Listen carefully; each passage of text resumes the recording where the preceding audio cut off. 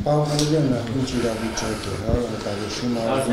հաշվի առնելով, որ վերջին շրջանում կրակոցներ կան Սյունիքում, Գեղարքունիքում, չնայած ասում են ոչ թիրախային է, այնքանում տավուշում նման դեպքեր արձանագրվել են հակառակորդի կողմից հրադադարի խախտման։ Տավուշում նման դեպքեր եղել են մոտ 1 ամիս առաջ, հիմնականում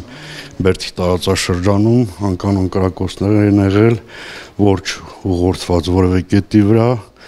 հիմա հանգիստ վիճակ է, ավելացնելու բան չունեմ։ Իսկ սահմանազատման գործընթացից Սահմանազատման գործընթացից իմ ունեցած տեղեկատվությամբ որևէ պրոցես չկա այս պահին եւ գտնում եմ, որ ճիշտը հարց ուղղելը սահմանազատման սահմանագծման հանձնաժողովին։ Մասին տեղյակ չեք, թե ինչ պատճառով ընթացք չի ստանում, որովհետեւ կանոնակարգ էր հաստատվել, որ պետք է տավուշից։ Ոչ, դա ինձ վերաբերող հարց չի, ուղղեցեք հարցը սահմանազատման սահմանագծման հանձնաժողովին։ Իսկ այն կետը, որը որ ֆիքսվել է, որտեղից որ պետք է սկսեն տավուշի մարզումը, որևէ աշխատանք ոչ մի աշխատանք իմ տեղեկատվությամբ չի իրականացվել։ Իսկ իրանցի պատը ինչու ճաքեց։ Գիտեք, այնտեղ հիմնականում գիտեք այդ process-ները իրականացվել են կարճ ժամանակահատվածում, որը պարզել իր հետևանքներ ունենալու էր եւ դա չեմ գտնում, որ շատ մեծ աղետ է վերականգնվող գործ։ Որովհետեւ որպես բան էին, հա, ներկայացնում ձեռքբերում, հա, իրանցի պատը, որ ըստեյության Հայաստանի Ադրբեջանի բաժանումն էր ու խորհրդանշական էր, Իրանցի պատը Ժողովուրդ ջան 130 մետր, եթե ես չեմ սխալվում, 130 մետր պատը ավելի շատ ժողովրդի պահանջով է եղել եւ ինքը ավելի շատ հոգեբանական խնդիր է լուծել, մենք գիտենք այնտեղ խնդիր չկա, աշխատանքները իրականացվել են կարճ ժամանակահատվածում, այնտեղ հիմնականում լիցք հարված մեծ ծավալի հողային աշխատանք է իրականացվել, այդ պատճառով այսօր ունենք դա, որը որ իմ լուծվող հարց է։ Դուք եք կարծում, որ ամենաանվտանգ հատվածն է այդ սահմանազատված հատվածը։ Միանշանակ։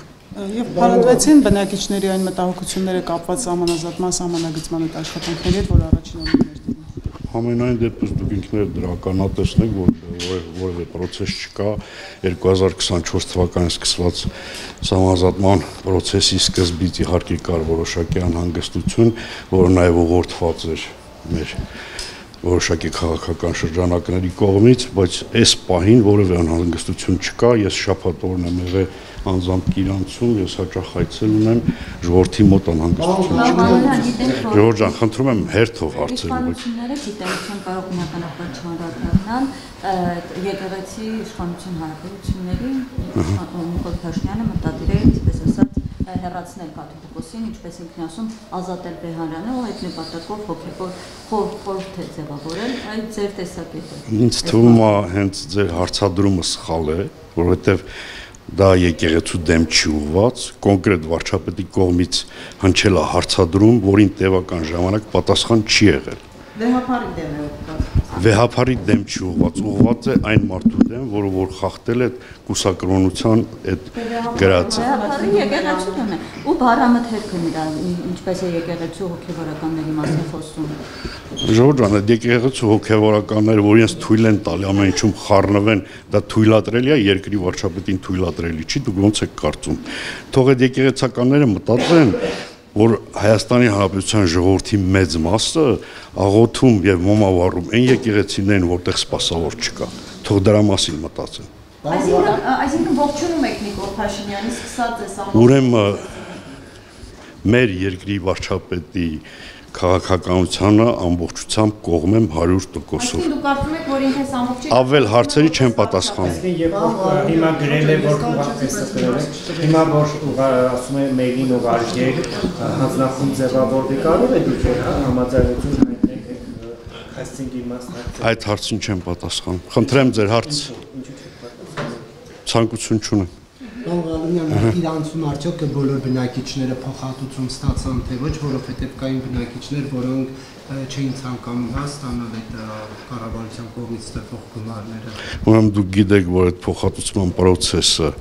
կառավարության գաղտնի որոշումով է իրականացվել, հավաստիացնում եմ ձեզ, որ 90% ստացել է իր փոխհատուցումները։ Իսկ այն քիչ տոկոսը ինչով է պայմանավորված։ Քիչ տոկոսի պայմանավորված են նաև որոշակի տեխնիկական խնդիրներ կան, ժառանգության խնդիրներ կան այդ process-ի մեջ։ Պարոն Ղալումյան, դուք կարծում եք դուք կարծում եք, որ ինչպես Նիկոլ Փաշինյանը Կիրանցի այդ հատվածը Հայաստանի ամենաանվտանգ հատվածն, այսինքն այնտեղ ապրող քաղաքացիները ամենաանվտանգ իրավիճակում միջավայրում են ապրում։ Միանշանակ։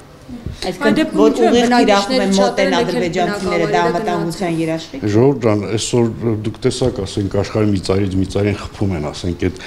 տարածությունն է խնդիրը, ես չեմ հասկանում։ Ես չեմ կարծում, որ դուք տենց եք մտածում, ուղղակի հարցատալիս եք։ Ընտանիքներ կան, որոնք գրքեր գնացել են։ Հիրախում եք դպրոց։ Նման բան չկա, ուրեմն ես ձեզ հավաստիացնում եմ, Կիրանց գյուղից ոչ մի մարդ դուրս չի եկել։ Կիրանց գյուղում այսօր 16 միլիոն սահմանամերձ բնակարանության ծրագրով 55 նոր բնակարան է կառուցվում։ Բնակելի։ Միայն Կիրանցում։ Միայն Կիրանց։ 55։ Այո։